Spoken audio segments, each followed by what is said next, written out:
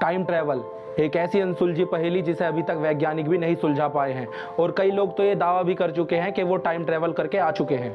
दोस्तों, अगर आपसे कोई कहे कि वह भविष्य या भूतकाल की यात्रा करके आया है तो आप जरूर चौंक जाएंगे, क्योंकि किसी भी नजरिए से ऐसा संभव नहीं है। अभी तक विज्ञान के पास भी ऐसा तर्क या यंत्र नहीं है जो एक ही समय पर इंसान को दूसरे युग या दूसरे काल में ले जाए। ज़्यादातर लोग टाइम ट्रैवल को साइंस फिक्शन बताकर टाल देते हैं, लेकिन क्या ये बात पूरी तरह से बेतुकी है?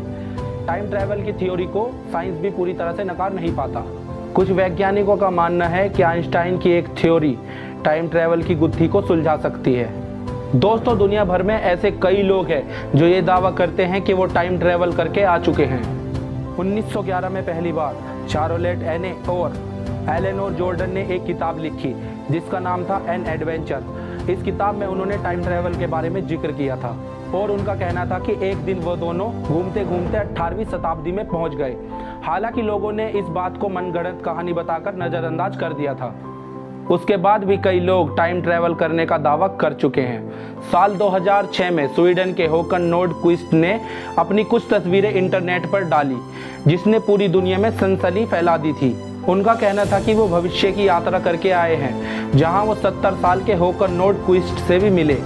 हालांकि इस बात में कितनी सच्चाई है इसका पता नहीं चल पाया, लेकिन आगे भी ऐसे कई खुलासे होते रहे हैं। हाल ही में एक इंटरनेशनल टीवी चैनल ने एक टाइम ट्रैवलर नो का इंटरव्यू सोशल मीडिया पर अपलोड किया, जिसका कहना है कि वह टाइम ट्रैवल करके आया है। नो पहले भी भविष्य को लेकर कई खुलासे कर चुके हैं, लेकिन हाल ही में उन्होंने एक चौंकाने वाला खुलासा किया है। उनका कहना है कि साल 2030 में मार्टिन लूथर किंग की पोती योलांडा रेनी किंग अमेरिका की राष्ट्रपति बनेगी और इसी के साथ वह अमेरिका की आखिरी राष्ट्रपति होगी। इस बात में कितनी सच्चाई है ये तो वक्त ही बताएगा। आखिर क्या कहता है साइंस? टाइम ट्रैवल को लेकर शुरू से ही वैज्ञानिकों के बीच मतभेद रहा है। कुछ वैज्ञानिकों का मानना है कि ऐसा संभव है, वहीं कुछ इसे बिल्कुल ही नकार देते हैं। साल 1915 में अल्बर्ट आइंस्टाइन ने एक थ्योरी दी थी जिसका नाम था थ्योरी ऑफ रिलेटिविटी। इस थ्योरी में समय और गति के बीच संबंध को समझाया गया था। इस थ्योरी में ऐसा बताया गया था कि समय हर परिस्थिति में एक गति से नहीं चलता। समय पूरी तरह से गति यानी स्पीड पर आश्रित है। इसे ऐसे समझते हैं, मान लीजिए आपको एक दूरी तय करनी है। अगर आपकी स्पीड ज़्यादा है तो आप उसी दूरी को कम समय में तय कर सकते हैं, लेकिन अगर आपकी स्पीड धीमी है तो आप उसी दूरी को तय करने के लिए ज़्यादा समय लेंगे। इसी तरह अगर आप अपनी स्पीड बहुत तेज कर लेते हैं तो आप टाइम से आगे निकल सकते हैं, जिसे हम भविष्य भी कह सकते हैं। यूनिवर्स में चल रही चीज़ों की एक निश्चित स्पीड लिमिट है। जैसे अगर हम लाइट की बात करें तो उसकी स्पीड लिमिट है 29,97,92,458 मीटर पर सेकंड। मतलब लाइट की स्पीड इससे ज़्यादा नहीं हो सकती। अब सोचिए, अगर हमने अपनी स्पीड को लाइट की स्पीड में बदल दिया तो क्या होगा? हो सकता है हम लाइट की स्पीड से ट्रैवल करने पर अभी के समय से आगे निकल जाएं।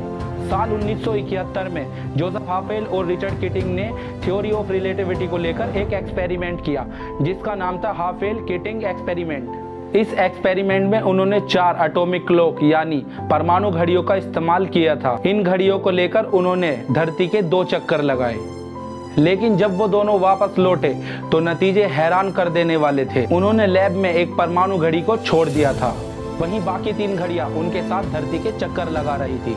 जब वो वापस लौटे तो उन्होंने पाया चारों घड़ियों का टाइम अलग अलग है, बल्कि जिस घड़ी को उन्होंने लैब में छोड़ा था उसकी स्पीड सबसे धीमी थी। ऐसा इसलिए बाकी घड़ियां स्पेस में बहुत तेजी से ट्रैवल कर रही थी, वहीं लैब में रखी घड़ी बिल्कुल स्थिर थी। इस एक्सपेरिमेंट से एक बात तो साफ हो गई थी कि अगर हम अपनी स्पीड को बढ़ा लें तो हम समय से आगे बढ़ सकते हैं, यानी भविष्य में जा सकते हैं। हालांकि अभी तक शायद विज्ञान इतनी तरक्की नहीं कर पाया है जिसमें हम समय की गति से आगे निकल सके, लेकिन भविष्य में ऐसा हो भी सकता है। दोस्तों, अगर आप भविष्य में जा सकते या टाइम ट्रैवल कर सकते तो आप क्या करते? हमें कमेंट बॉक्स में कमेंट करके ज़रूर बताएं। मिलते हैं अगली वीडियो में, जब तक के लिए जय हिंद।